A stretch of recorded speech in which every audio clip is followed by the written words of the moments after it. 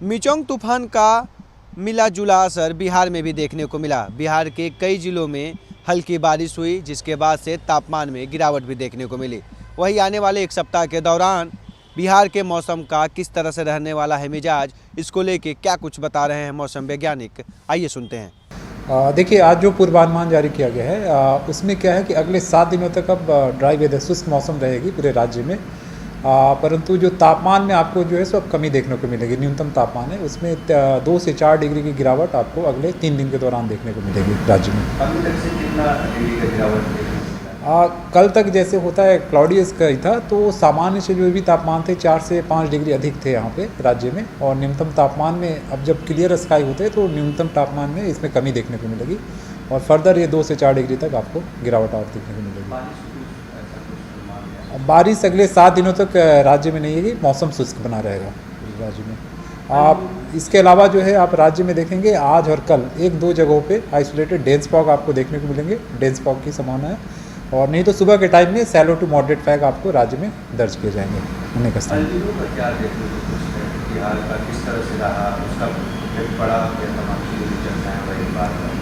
देखिए, El Nino जो होता है एक ग्लोबल फिनोमेना होता है और इसका इम्पैक्ट पूरे एक बड़े लार्ज स्केल सिस्टम पे पड़ता है।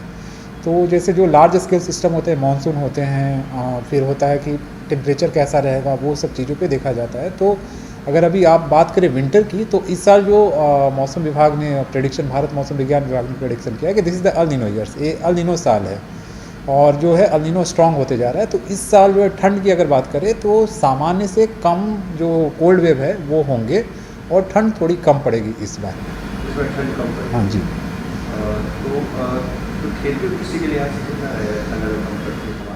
जैसे जो फसल है, जैसे रबी जो फसल होती है, उनको जो टेम्परेचर चाहिए चाहे सामान्य से अधिक और कम रहता है तो निश्चित रूप से फसल को प्रभावित करते हैं। उनके जो प्रोडक्शन होते हैं, जो उपज होती है, उनको प्रभावित करते हैं। सर, एक अल नीनो जो ईयर चल रहा है पूरा माना जा रहा है अगले साल तक है, इसका प्रभाव बताया, तो क्या ये जो चक्रवात और तमाम चीज़ें लगातार जो हो रही हैं, कई बार रिपीट हुआ है पिछले 2-4 महीनों में, लगातार कई तरह के चक्रवात हुआ, इसका एक जो माध्यम है अल नीनो जो है।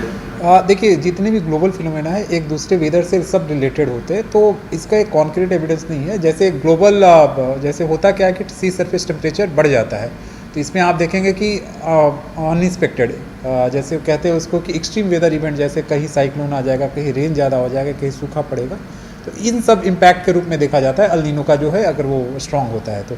निश्चित रूप से अगर इस तरह की कहेंगे तो कुछ जगहों पे जैसे इसका इम्पैक्ट होता है कि साइक्लोन के रूप में आ जाएगा, कुछ जगह ड्राई वेदर होता है, तो एक दूसरे से रिलेटेड रहते हैं सारी चीज़ में। तो गर्मी का क्या रहने वाला है? कुछ